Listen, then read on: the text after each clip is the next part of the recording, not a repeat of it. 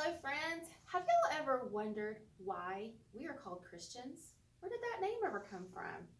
That's today's story. First called Christians today. And it's from Acts chapter 11. There was trouble for those first people who believed in Jesus. They were not liked. Even though there was trouble, the good news about Jesus could not be stopped. And soon, many people all around the area, all around Jerusalem, they believed in Jesus. A lot of believers in Jesus lived right there in Jerusalem. They sent a man named Barnabas to a town called Antioch. And he preached and he helped those believers there. And when Barnabas arrived in Antioch, he was very happy because so many people already believed in Jesus.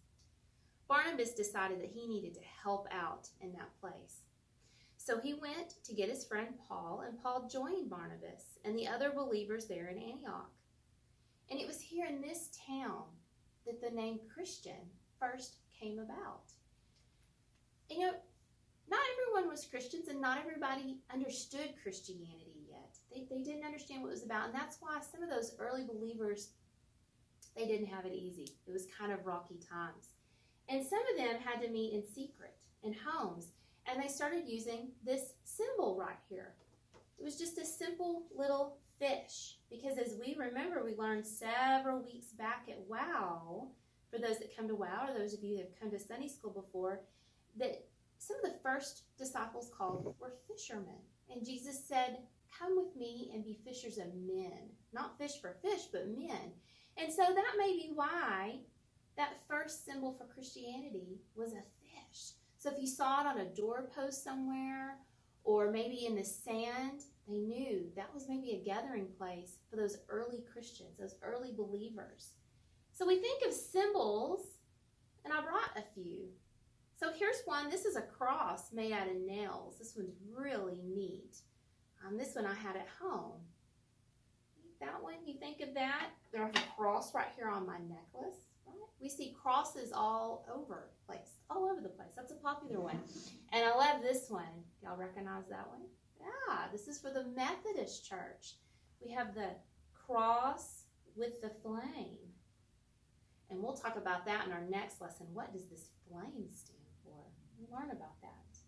So here's a challenge for you this week. I've been driving around town and I've seen on Facebook some chalk art around town. That's been a fun thing to do during this time. I've seen chalk even on the houses, and I'm saying go chalk your house, but on the driveways and on the sidewalks. So maybe try that this week. Get some sidewalk chalk and make a fish on your sidewalk, because then everybody will know that you are a Christian. And this is a place where Christians gather, right there in your home.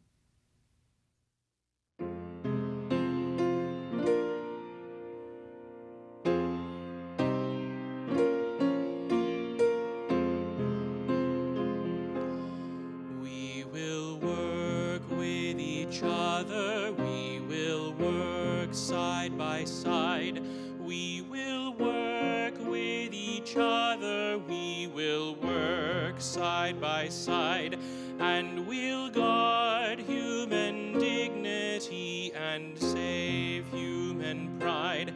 And they'll know we are Christians by our love, by our love. Yes, they'll know we are Christians by our love.